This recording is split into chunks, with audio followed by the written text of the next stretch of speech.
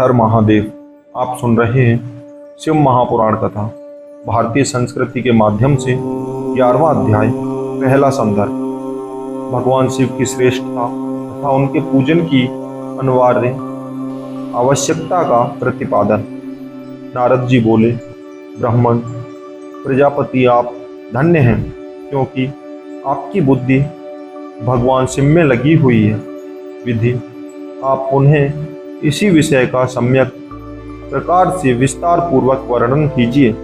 ब्रह्मा जी ने कहा, तात, एक समय की बात है, मैं सब ओर से ऋषियों तथा देवताओं को बुलाकर उन सबको क्षीर सागर के तट पर ले गया, जहाँ सबका हित साधन करने वाले भगवान विष्णु निवास करते हैं। वहाँ देवताओं के पूछने पर भगवान विष्णु ने सबके लिए शिव पूजन की ही श्रेष्ठता बतलाकर यह कहा कि एक मुहूर्त या एक क्षण भी जो शिव पूजन नहीं किया जाता वही हानि है, वही महान छिद्र है, वही अंधापन है और वही मूर्खता है।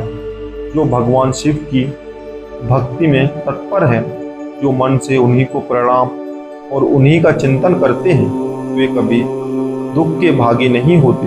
जो महान सौभाग्यशाली पुरुष, मनोहर भवन, सुंदर आभूषणों को विभूषित स्त्रियां, जितने से मन को संतोष हो जाता है, उतना धन, पुत्र, पौत्र आदि संतत आरोग्य, सुंदर शरीर, अलौकिक प्रतिष्ठा, स्वर्गीय सुख, अंत में मोक्ष रूपी फल अथवा परमेश्वर शिव की भक्ति चाहते हैं, वे पूर्व जन्म के महान पुण्य से भगवान सदाशिव की पूजा अर्चना में प्रवृत्त होते हैं। जो पुरुष नित्य भक्ति परायण होते हैं, शिवलिंग की पूजा करता है, उसका सफल सिद्धि प्राप्त होता है तथा वह पापों के चक्कर में नहीं पड़ता।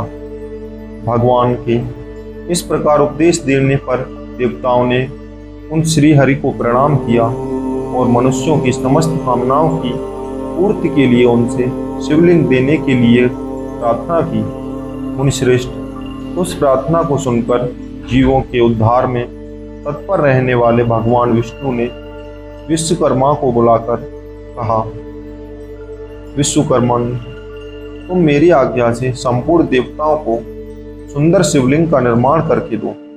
तब विश्वकर्मा ने मेरी और श्री हरि की आज्ञा के अनुसार उन देवताओं को उनके अधिकार के अनुसार शिवलिंग बनाकर दिए। मुनिश्रेष्ठ नारद, किस देवता को कौन सा शिवलिंग प्राप्त हुआ, इसका वर्णन आज मैं कर रहा हूं, उसे सुनो। इंद्र पराराग मणि के बने हुए शिवलिंग की और कुबेर स्वर्णमय लिंग की पूजा करते हैं। धर्म पीतमणिमय सुखराज के बने हुए लिंग की पूजा तथा वरुण श्याम वर्ण के शिवलिंग की पूजा करते हैं।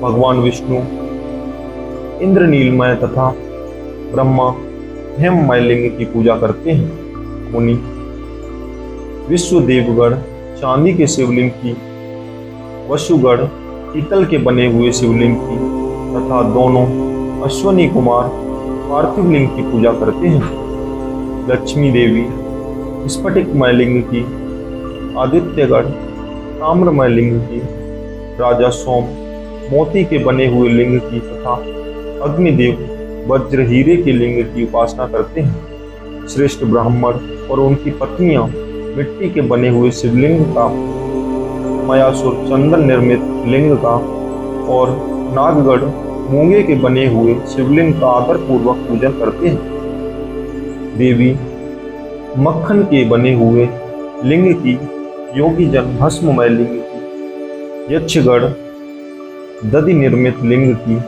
छाया देवी आटे से बनाए हुए लिंग की और ब्रह्मा पत्नी रत्नमय शिवलिंग की निश्चित रूप से पूजा करती हैं।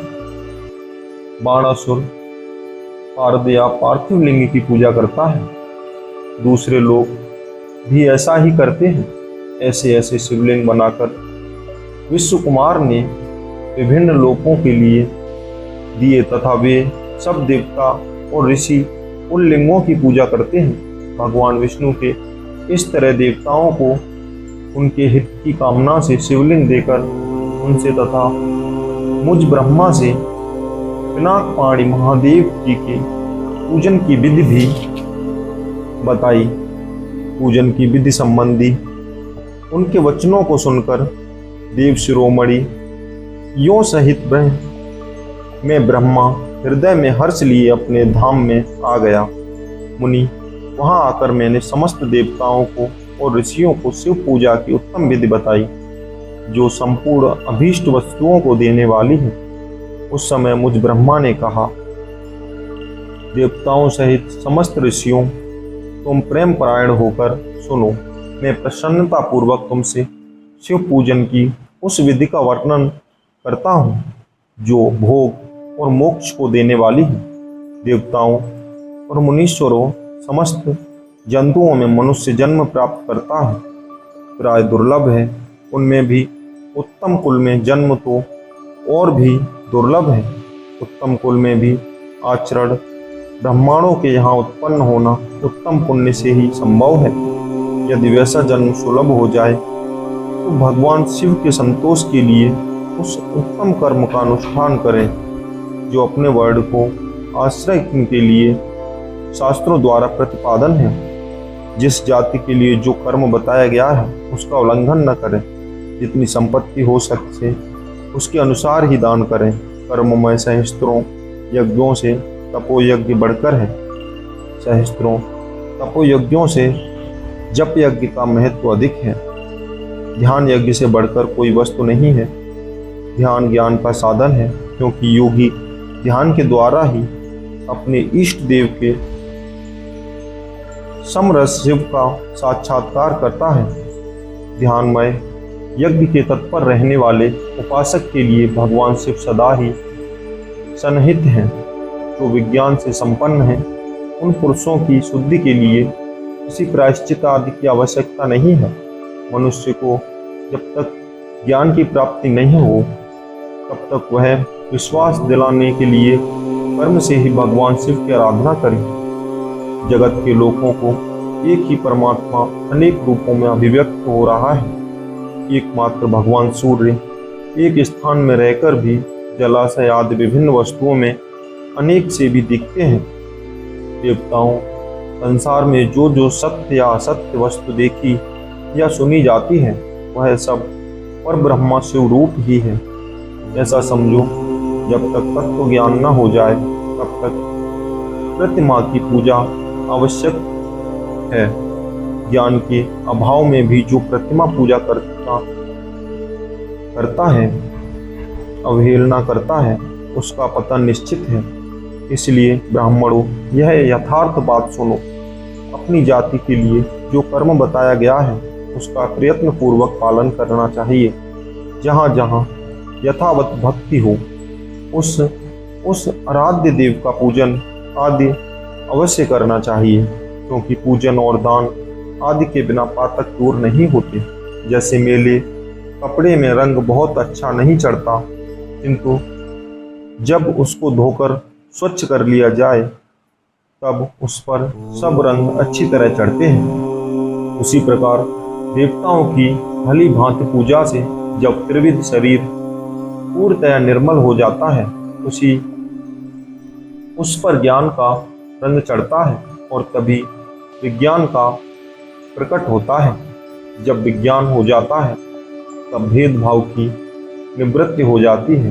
भेद की संपूर्णतया निवृत्ति हो जाने पर द्वंद्व दुख दूर हो जाते हैं और द्वंद्व दुख से रहित पुरुष शिवरूप हो जाता है। मनुष्य जब तक गृहस्थ आश्रम में रहे तब तक पांचों देवताओं की तथा उनमें श्रेष्ठ भगवान शंकर की प्रतिमा का उत्तम प्रेम के साथ पूजन करे, अथवा जो सबके एकमात्र मूल है उनका भगवान शिव की ही पूजा सबसे बढ़कर है, क्योंकि मूल के सींचे जाने पर शाखा स्थानीय संपूर्ण देवता स्वतः तृप्त हो जाते हैं। अतः जो संपूर्ण मनोवांछित फलों को पाना चाहता है वह अपने अभीष्ट की सिद्धि के लिए समस्त प्राणियों के हित में तत्पर रहकर लोक कल्याणकारी भगवान शंकर का पूजन करें। इसी के साथ हमारा यह अध्याय समाप्त होता है। अगर आप हमारे पेज भारतीय संस्कृति पर नए आ रहे हो तो हमारे पेज भारतीय संस्कृति को सब्सक्राइब कीजिए और बढ़ावा दीजिए। मिलते हैं अगले एपिसोड में। हर हर महादेव, हर हर महादेव।